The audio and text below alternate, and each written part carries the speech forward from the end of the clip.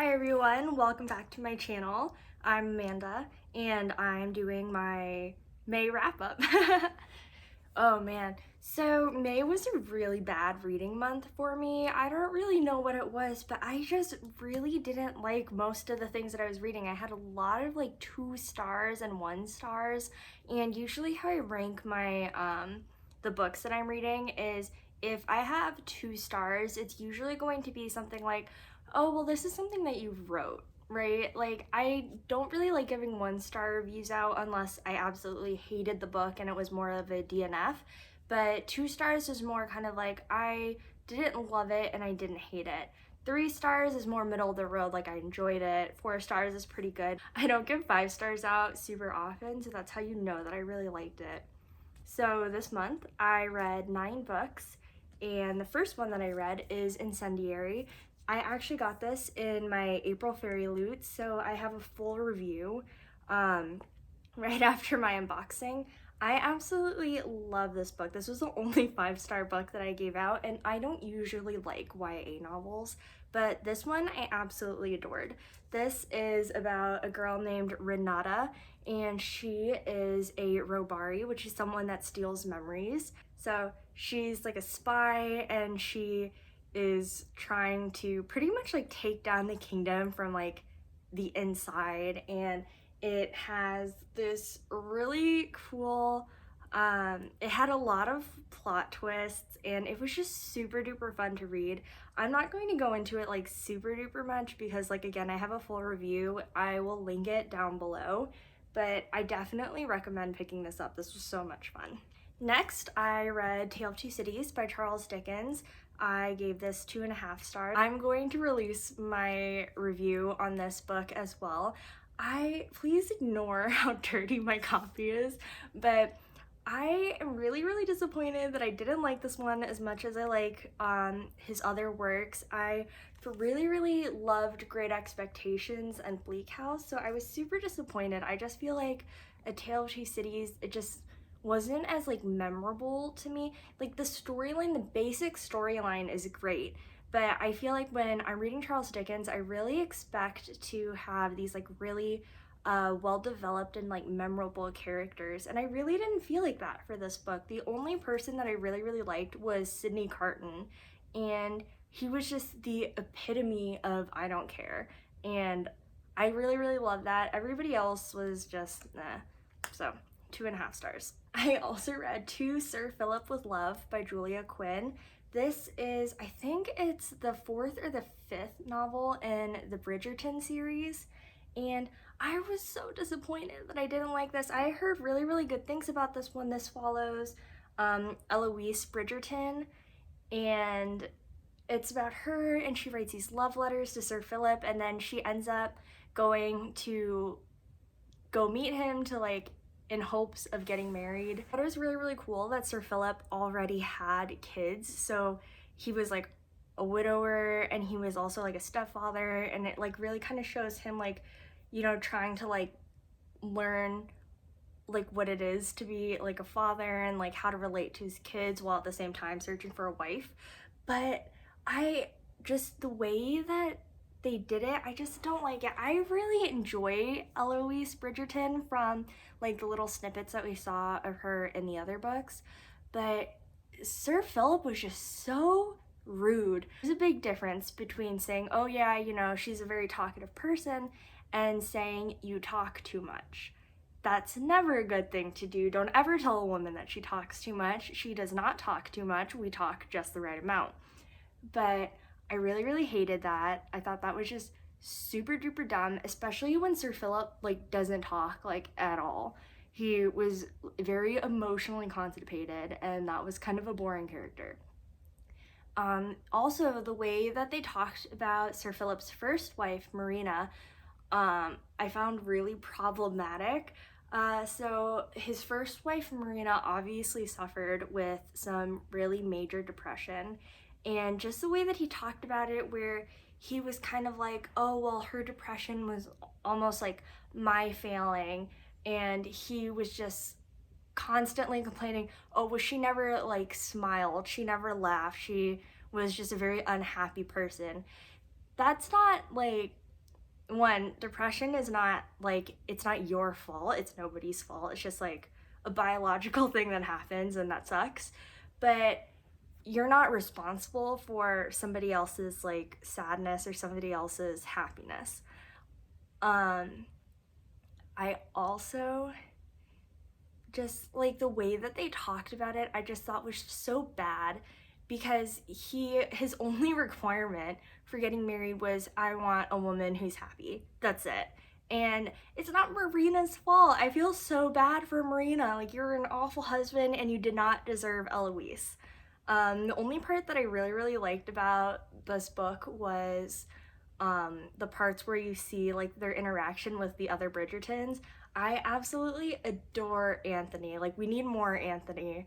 And that Benedict was pretty cute. Colin's pretty cute too. Colin's book wasn't my favorite, but we need more Anthony. So I was really disappointed. I didn't like this book so much that I feel nervous to pick up the next one, but I really want to finish the series. The next one follows Francesca, and I have no emotional attachment to Francesca since I'm not really sure she's been in any of the other ones. I'm pretty sure she wasn't, but we'll see. I'll probably end up picking it up anyway because I hate quitting. I gave this 2 stars, if I didn't say that already. I also read Home Before Dark by Riley Sager. I feel like I had to read this one because everybody was reading it.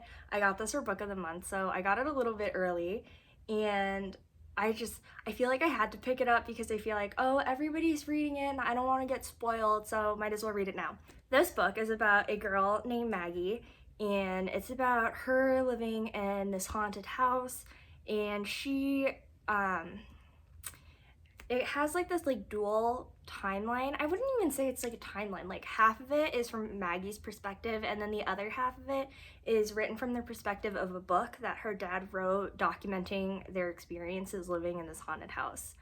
And I just really, really love the way that Riley Sager just kind of interweaves this sort of like horror with more like, I guess, like realistic sort of things. Like, it's not crazy far-fetched. Like, it makes sense as far as like any other mystery thriller makes sense, if that makes sense. But I really, really enjoyed it. I thought this was really, really fun. Because it was like a haunted house, it was definitely giving me some Amityville horror vibes. I think that he did a really good job writing the plot. Just like the twists were pretty good. I didn't see all of them coming. There was definitely, like, I think you call it a red herring, but he did definitely throw out something and I totally fell for it and I was totally wrong. But it was really, really interesting. I really enjoyed this one a lot. I also picked up the newest volume of My Hero Academia, and if you don't know, which you probably don't, I've never talked about it on this channel, but I freaking love My Hero Academia. This is like my favorite manga, my favorite anime. I will talk about My Hero, like, you will not be able to get me to shut up about My Hero Academia. I have way too much merch. I actually bought like 100 stickers just because I love this show so much. And this one specifically is following League of Villains. I really don't want to talk about it too much because I hate getting spoiled. I know that it takes a while for them to print these volumes out, so I'm actually behind. I don't keep up with it like online, so I'm not getting like weekly updates, so I'm not going to spoil you. But please pick it up. I love it so much, and I would really love to talk about all things My Hero with you guys down in the comments. But this one really just follows the League of Villains, and supposedly from what my friend says, this is going to make them like more of a presence, because so far they've kind of, in my like opinion, have really just been kind of like stoners hanging out in the basement being like, hey, what do you want to do today? You want to do something bad? And then being like, yeah, let's go mess some stuff up. And that's pretty much all they've been, in my opinion, so far. They're just kind of like this really weird, chaotic, neutral, evil sort of character. Like, they don't really do much, but hopefully this will give them a lot more like oomph, and then I guess they become more of a threat, since I don't particularly find them very threatening. I gave this one 4 stars, by the way. I probably would have given it higher, but it didn't follow any of the heroes, and I really like the heroes. But please pick this up. I would love to talk to you guys about it down in the comments. I read Rose Matter by Stephen King, and this is probably one of the ugliest covers I have ever gotten. Like, look at it. It's just like, it's supposed to be a painting where the I guess like the paper covering it is like ripped off a little, and it's just like the ugliest thing I've ever seen. And his like picture is like put into a really weird spot too, but whatever. So this book follows a woman named Rose Daniels, and it's kind of like safe haven where she's trying to get away from her husband, but then because it's Stephen King, obviously we have to throw in this like paranormal aspect into it. And I would have liked it so much better if it was like a darker safe haven where it was just like her husband, who is like a cop, if you didn't recognize my safe haven reference, like is absolutely nuts. Like he just goes through like all this crazy stuff to find Rose, and it was just crazy. Like I think that he was like an awful person because like, you know, domestic abuse is never okay, but dang was he a good detective. It was like insane. And so she's running away from her husband, and then she like finds this picture that's called Rose Matter in a pawn shop, and it has this like woman in it, and this is like where the paranormally aspect comes in, where like the painting is like kind of alive, and it's really weird. I think there were like a lot of symbolisms to like feminine rage or like suppression or something. I'm gonna go with feminine rage. I feel like it was very heavy on the symbolism, and I was probably just too stupid to pick up on it. But I loved the parts that actually make sense, and then all of paranormal stuff I really didn't like.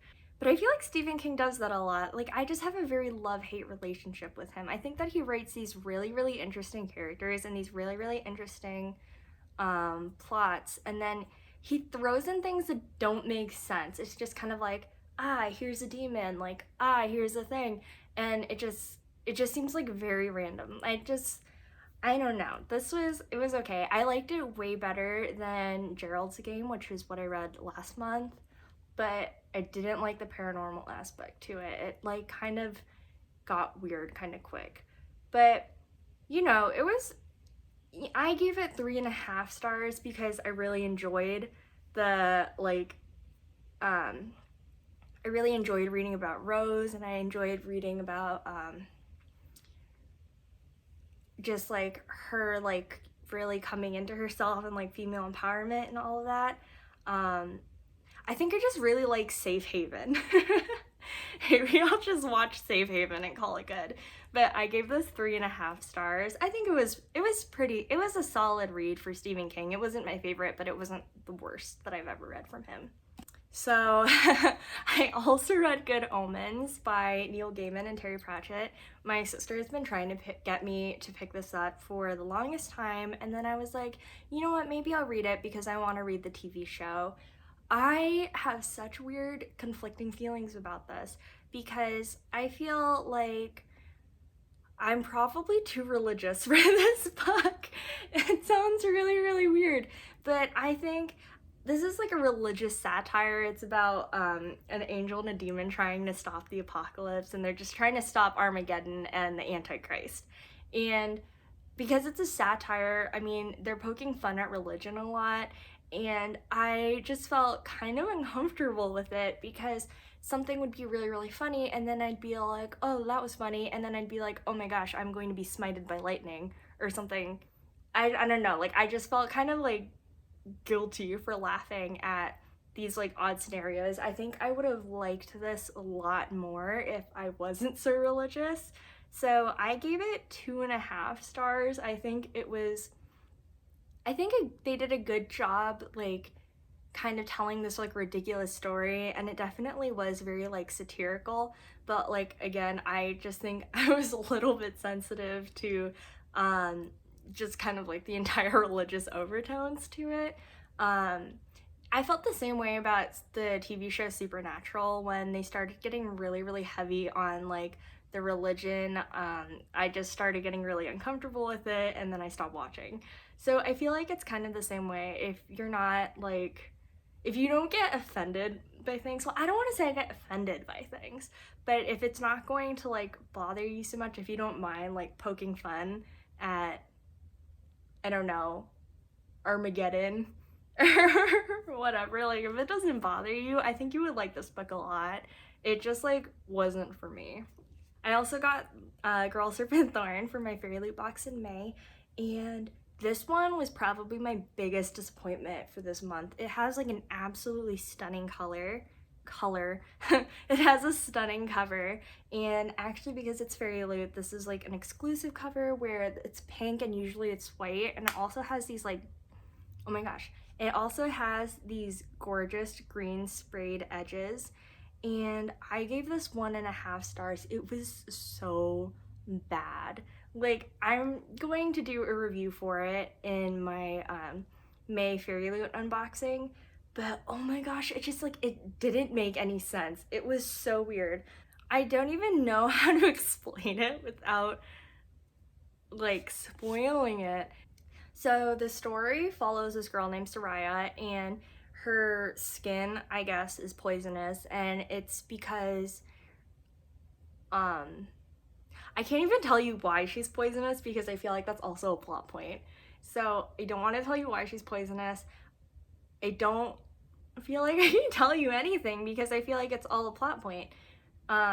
So if you want to know my full feelings on it, please watch my May unboxing where I'm going to rip this book to shreds. 1.5 stars. This was so close. I mean, I finished it, which is why I gave it 1.5. I feel like, again, I only give 1 stars to like books that I DNF, but oh my gosh, this was so close. I like really struggled through this book and it was just so painful. And I'm thinking about unhauling it, but it's just so beautiful. It's just, I feel like it's just like bookshelf candy. Like, wouldn't it just look so pretty if I just like that? I don't know if it's like worth it to keep it, even though I hated it and I'm probably never going to read it again, but it's just, it's so pretty. So I don't really know what I'm gonna do about it yet. We'll see. Finally, the last book that I read was The Broken Girls by Simone St. James. And this book is also, it's like, it's dual timelines, but like the first timeline follows like several different POVs from these girls in this boarding school. So it's basically about a haunted boarding school and it's about a haunted boarding school, and it's about this kind of like mystery behind this ghost who's haunting it named Mary Hand. Also this kind of mystery aspect between the current like main character who's in the current timeline. Her name is Fiona, and her sister died, and we think that it's this one person named Tim, but was it really Tim? Was it the ghost? We don't know. I really like this up until the end. It kind of like tore itself apart in like 5 pages. Like the story just like kind of broke itself for me. And it's so sad because I really liked it up until this plot just started getting really weird.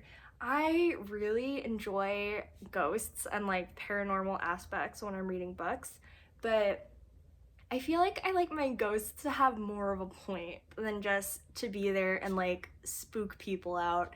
I don't know, like maybe they don't need to have a point, but I just feel like I need to understand them better than they're there and they're scary.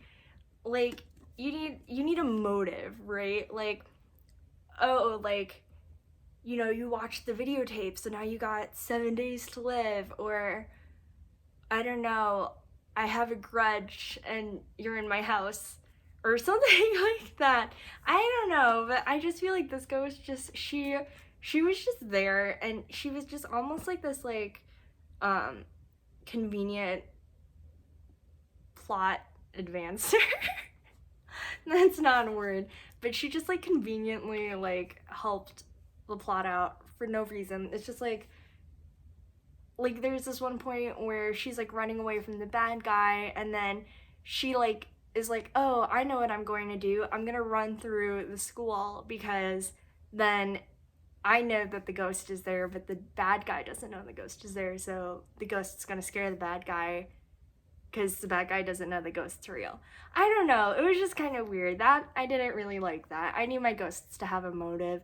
And you know, for being like a haunted boarding school, the ghost didn't even play like a main role. Like again, it was just kind of there for the advancement of the plot, and I didn't really like that. I think that you should either like strictly be like I don't know what you call it. Would like strictly be like within the real world where things make sense and like you don't have paranormal aspects to it, or you commit to the paranormal aspect and you just have a ghost that like messes things up that has a motive. I don't know. Like I feel like you can't have both. It doesn't make sense. So I gave this 2 stars. It was really, really good up until it started getting really, really bad. But that was everything that I read this month. Please let me know down below what you guys are reading. If you guys have read any of these books, I would love to talk to you about it down in the comments. I feel like I didn't do a very good job explaining anything, so I would definitely be happy to like clarify. Clarify? Yeah. I would definitely be happy to elaborate on any of the books down in the comments down below. But until next time, I'll see you guys later. Bye!